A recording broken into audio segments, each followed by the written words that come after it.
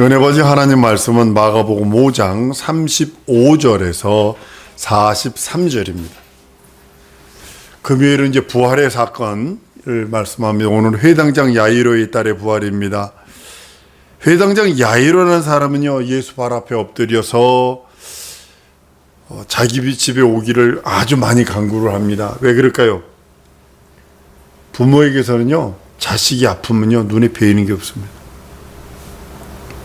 제가 어렸을 때 저 밑에 집에서 풍일목장이라는 곳에서 계란 후라이를 해가지고 여름에 오후에 그걸 우리들에게 줬어요. 그러니까 한 4시간 갭이 4-5시간 갭이 생겼죠. 쉬었어. 우리 4식구가 저하고 밑에 여동생 셋이서 그걸 먹었네. 이 온연하겠어요. 계란 먹고 채우면요, 이게 약도 없어요. 이게 진짜 이게 저거든요.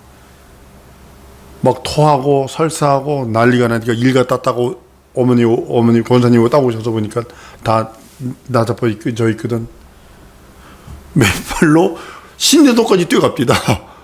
맨발로 신내동까지, 갈매리라는 동네에 약국이 없어서 신내동까지 뛰어가가지고 약을 사오시더라고요. 부모는요, 자식 앞에요, 자식이 어떤 험한 일을 당하더라도 부모는요, 자식 앞에 아무것도 안 해요. 자식 앞에 모든 걸 내줄 수 있어요. 자식은 안 그러죠. 자기 눈에 맞는 사람 만나면 부모 버리는 건 간단하게 취급해버립니다. 근데 부모는, 자기도 부모가 되보면 알아요.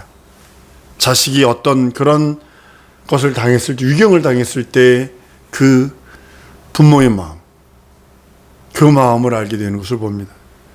제가 철이 없을 적에 저희 아버지한테 좀 심하게 한 적이 있어요. 그랬더니 아버지가 한마디 하시더라. 술 취하신 김에 너도 애비 되면 안다. 너도 아버지 되면 안다. 똑같더라고. 그걸 내가 똑같이 당하더라고요. 아니, 그것이 자기가 한 대로 당하는 거예요. 이게 인과응보라는 세상법이 있어요. 아, 그렇구나.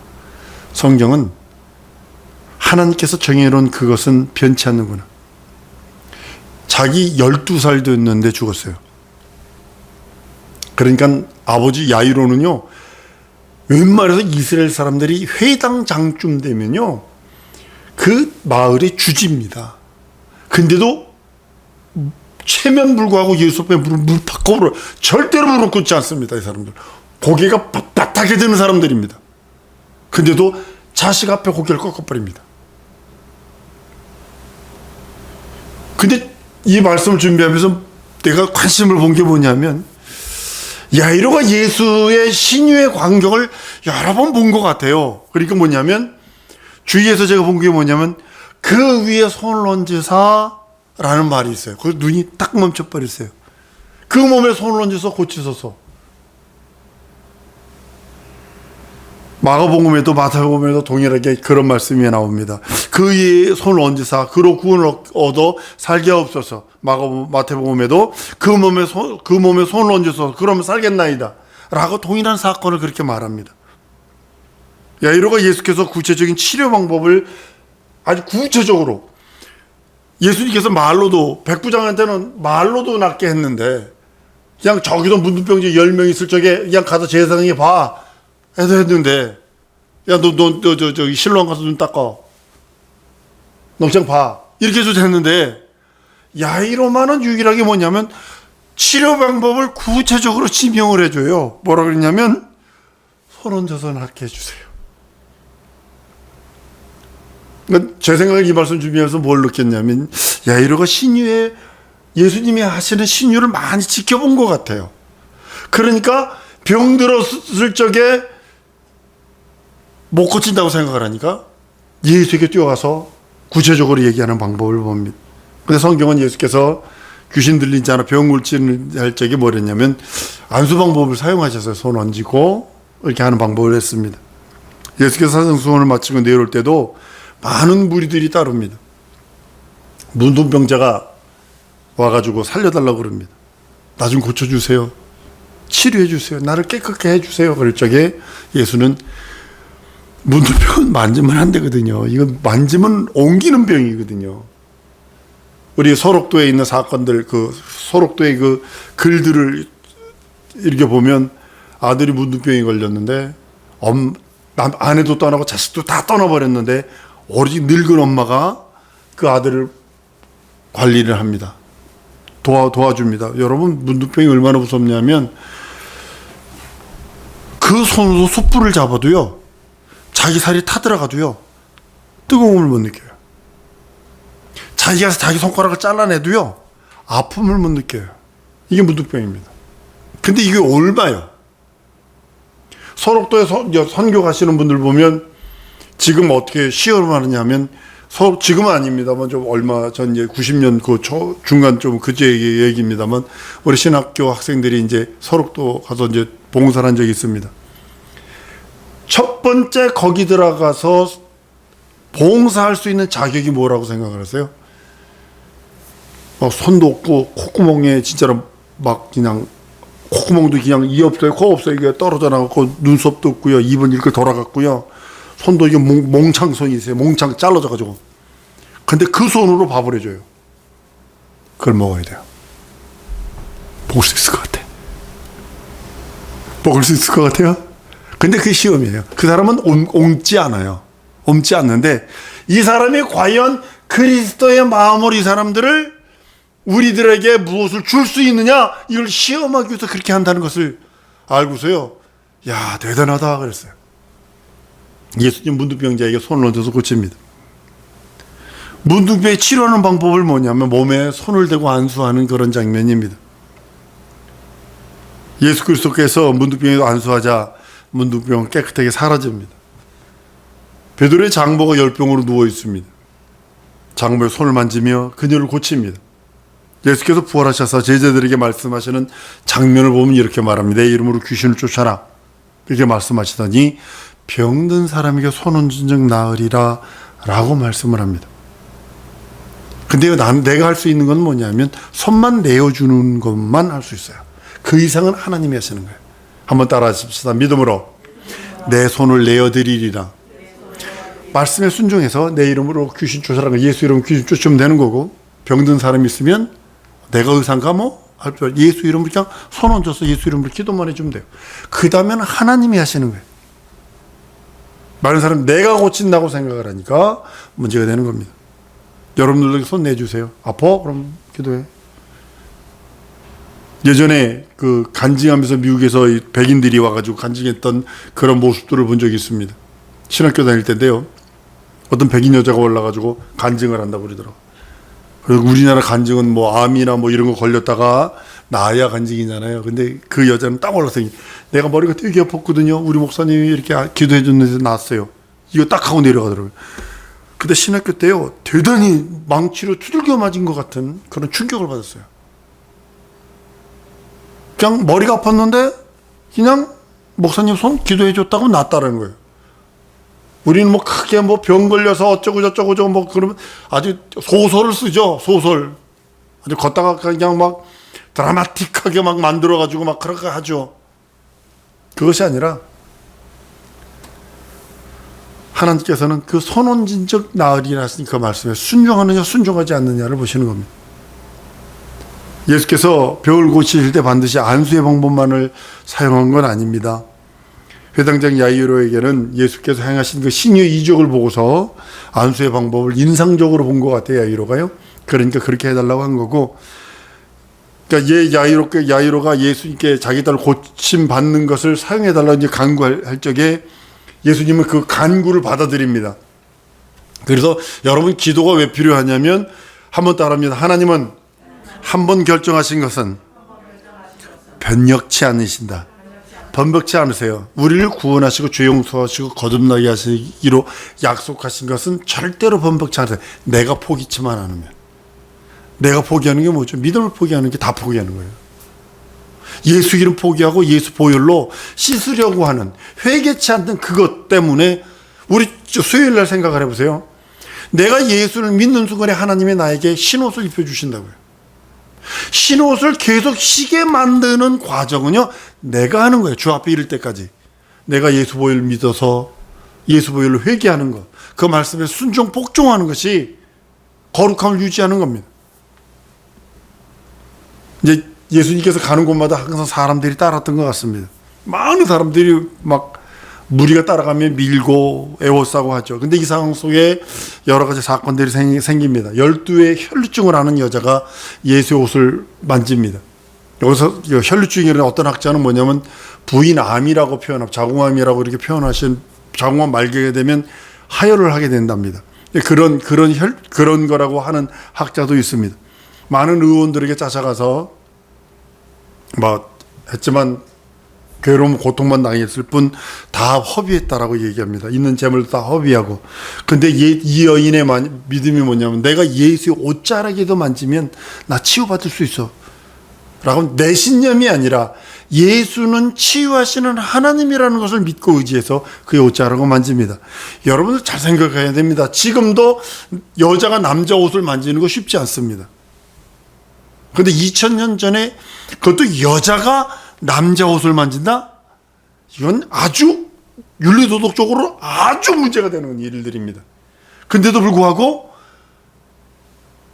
여자가 예수 옷가에라도 만져서 치유받으려는 그 믿음을 보입니다.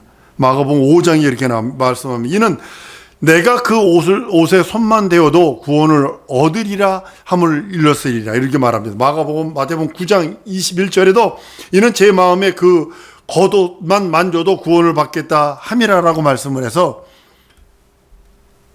옷에 손댐으로 인하여. 예수는 이렇게 말합니다. 그냥 옷된 것이, 옷에 이렇게 옷수리가 이렇게 만든 것이 아니라, 예수는 이렇게 말합니다. 내게서 능력이 나갔다라는 표현을 합니다. 제자들은 그럽니다. 여기 사람들이 밀고 땡기고 그러잖아요. 그래서 사람들이 많아서 그랬나 봅니다 라고 그랬을 적에 그 여인이 두려워해서 그 예수 앞에 무릎 꿇습니다. 내가 여차히해서 이렇습니다. 그러니까 예수님은 그 무릎 꿇고 그것을 고백하는 그 과정을 뭐라고 하면 구원받았다라고 표현을 해요. 구원이 세 가지 있는 거 여러분 아셔야 합니다. 한번 따라합니다. 병에서 구원, 이건 환경에, 그러니까 쉽게 말하면 육체의 저주, 질고라고 하는 저주에서 구원입니다. 그리고 가난이라는 저주, 한번 더 따라했습니다. 환경의 저주에서 구원받았다. 이게 가난이에요. 가난, 안됨, 막힘. 내가 예수 믿으면 병에서도 구원받습니다. 그리고 내 환경과 상황과 처지에서도 구원받는 것입니다. 그리고 세 번째로 한번 더 따라했습니다. 내 영혼이 죄에서 구원받았다. 이 구원이 세 가지가 있어요. 내 육체, 내 환경, 내 영혼. 그래서 우리는 내가 죽어서 영혼만 아니요. 지금 현실도 예수님이 책임지셨어요. 내 육체도 예수님이 책임지셨어요. 그래서 나 육체는 건강해야 되고 내 환경과 내 상황과 내 처지는 부요해야 합니다. 난 돈 많다는 소리가 아닙니다. 부요해야 합니다.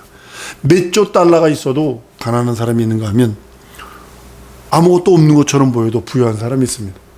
하나님은 부유하라고 명령하시는 것입니다. 이 사건 때문에 사람들이 옹이하고 그러니까 병들어 죽게 된 그 야이로의 집에 늦게 가게 됩니다. 그런데 이제 야이로 집에 사람이 보내와요. 딸이 죽었어요. 아버지 마음이, 부모 마음이 아주 많이 괴로웠을 것입니다. 근데 예수님은 그럽니다. 아주 절망에 빠진 야이로에게 일합니다. 믿기만 해라. 한번 따라합니다. 믿기만 하자. 예수만 믿기만 하는 거예요. 믿기만 하는 거예요. 두려워 말고 믿기만 하라. 여러분의 상황과 처지와 환경이 어렵고 힘들어도 두려워하지 말고 믿기만 하세요. 내 육체가 병들었어. 설령 병들 수 있어요. 병들 수 있어요. 그래도 두려워 말고 믿기만 하라. 내 영혼이 죄를 지을 수 있어요. 내가 죄를 지을 수 있다고요. 안 짓겠어요? 더 따라하시면 예수 보혈로 씻고 예수 이름으로 일어나자. 예수님이 주신 능력이에요. 내 영혼이 죄를 져요. 그러면 죄에서 허덕거리고 죄로 먹고 마시고 쓰고 죄로 이렇게 사는 게 아니라 예수 보혈 주셨으니 예수 보혈로 씻고 예수 이름으로 일어나라는 거예요. 세상 사람들은요, 죄에서 넘어지면요, 해결책이 없습니다. 해결책이 없습니다. 그 감옥에 있는 그 교정관들이 내기한다는 거 아닙니까? 그 감옥에서 믿음이 충만해서 신학교 졸업하고 거기서 막 펄펄 뛰고 막 전도자의 생활한다고 해서 펄펄 뛰는 사람이 교정관들은 내기예요. 저 사람이 1년 안에 들어오겠느냐, 2년 안에 들어오겠느냐, 이걸 내기한다는 거 아니에요. 빨리 들어오면 한 달 만에 들어온대요. 다시. 한 달 만에 또 들어온대요. 왜 그럴까요? 미혹 때문에 그래요. 미혹 때문에. 그래서 여러분들 한번 따라 하십시다. 죄는 모양이라도 버려라. 게으름은 모양이라도 버려라. 버리셔야 돼.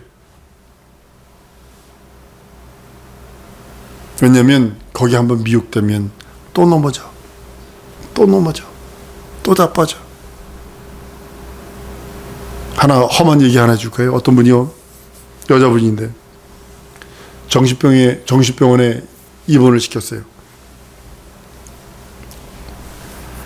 이 사람은 술만 먹으면 모르는 남자하고 자고 들어와. 그래서 술을 매일 먹어. 그래서 부모가 안 되겠어가지고 병원에다가 어떻게 했냐면 손을 이렇게 묶어가지고 깁스를 해버렸어. 근데 이걸 깨고 나가 술 먹고 남하고 자꾸 들어오더라고요. 미혹이에요. 여러분들 절대로 미혹의 영에 걸리면 안 돼요. 그래서 죄를 짓지 마라. 해 지기 전까지 죄를 마음에 두면 안 돼요.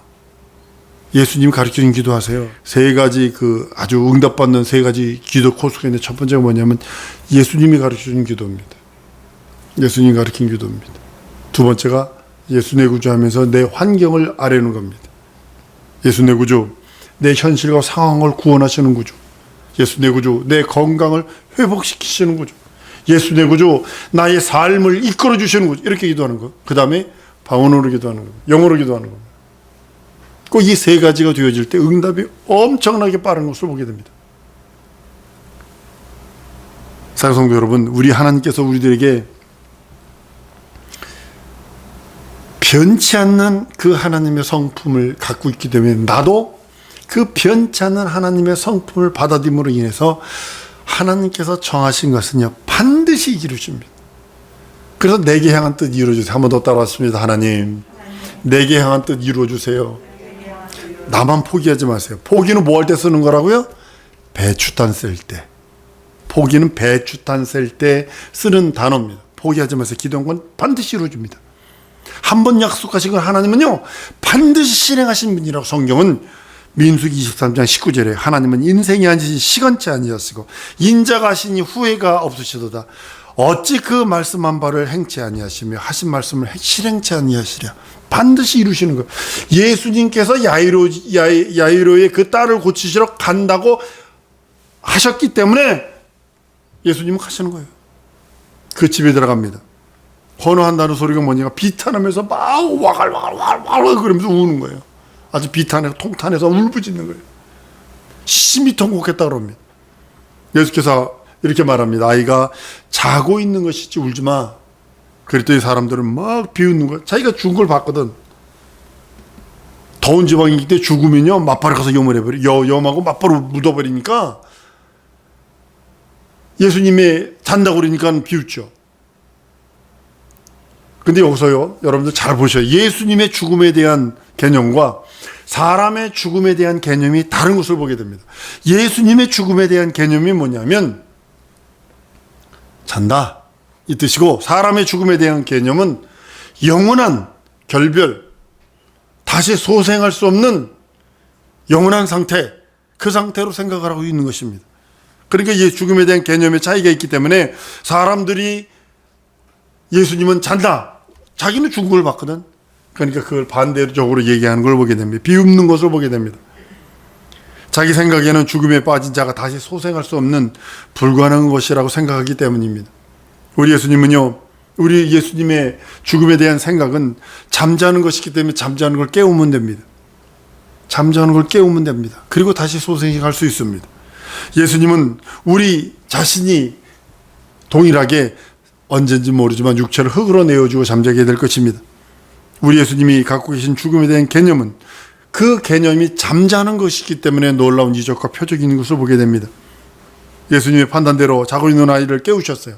달리다곰, 소녀에 일어나라. 그리고 하시면서 그를 안수하신 것을 보게 됩니다. 그 이적의 방법, 하나님께서 함께 하시는 그 방법. 우리 모든 신유와 이적은요, 사람의 판단을 초월합니다. 내가 하고 싶어서 되는 것이 아닙니다. 어떤 사람은 지금 돌아가셨습니다. 그 목사님 집에, 그 교회 성도 중에 어떤 사람이 늙어서 죽은 사람을 차에다 끌고 왔어요. 그 앰뷸런스에다 끌고 와가지고 우리 교회, 그 교회에다 갖다 놨어요. 살려주세요. 한 늙어서 죽었는데 그걸 왜 살려? 우리 목사님이 기도하면 산대요. 이러고 데려왔네. 아주 이게 고약한 거거든요. 아주 고약한 거거든요. 다시 가져가라고 그래서 했다고 그럽니다만, 모든 신유와 이적은요, 사람의 판단을 초월한다는 여러분 아셔야 합니다. 하나님의 판단에 따라 행해지는 것이고 하나님의 뜻에 따라 행해지는 것입니다. 나는 우리 성도들 이런 능력이 있기를 원해요. 항상 구하세요. 간구하세요. 진정으로 하나님의 뜻이 내게 이루어지기 원합니다. 난 이 복음 뿌릴 수 있는 밭을 달라고 기도해요. 그리 되지 난 이렇게 기도하지만 다른 걸 구합니다. 난 능력 없으면 아무것도 할 수 없어요. 내 능력 주세요. 난 이렇게 기도하는 거예요. 나는 복음을 위해서 권능들을 구하고 능력을 구하고 이적을 구합니다. 복음을 위해서. 이 복음 뿌릴 수 있는 밭을 달라고 기도하면서 능력과 이적과 표적을 구합니다. 하나님의 판단, 하나님이 전적으로 순종하려는 그 내 마음, 여러분 하나님 말씀에 전적으로 순종해야 되는 그 마음이 생기기까지는요, 참 많은 시간이 걸립니다. 저도 참 많은 시간이 걸렸습니다. 근데 좀 더 일찍 순종할 수 있는 그런 마음을 가질 걸. 근데 그때는 순종한 줄 알았어요. 근데 그것이 아니더라고요. 하나님의 말씀, 그 말씀에 순종할 수 있는 능력은 하나님의 그 뜻대로 살아가는 것입니다. 난 우리 사랑하는 성도들 이적이 있으면 좋겠어요. 능력과 표적이 있으면 좋겠어요. 기사가 있었으면 좋겠어요. 예수 믿는 증거들이 있었으면 좋겠어요. 진정 죽은 자도 깨우고 병든 자도 일으키고 하나님의 뜻과 표적이 넘치는 우리 사랑하는 성도들에게 원합니다. 이 시간 우리 기도하십시다. 하나님, 하나님의 뜻이 내게 이루어지기 원합니다. 하나님의 이적을 내게 주옵소서. 나의 살아가는 동안에 구원받은 예수의 자녀로서, 구원받은 자로서 예수의 그 신적 권위가 내게 일어나게 해달라고 우리 기도하십시다.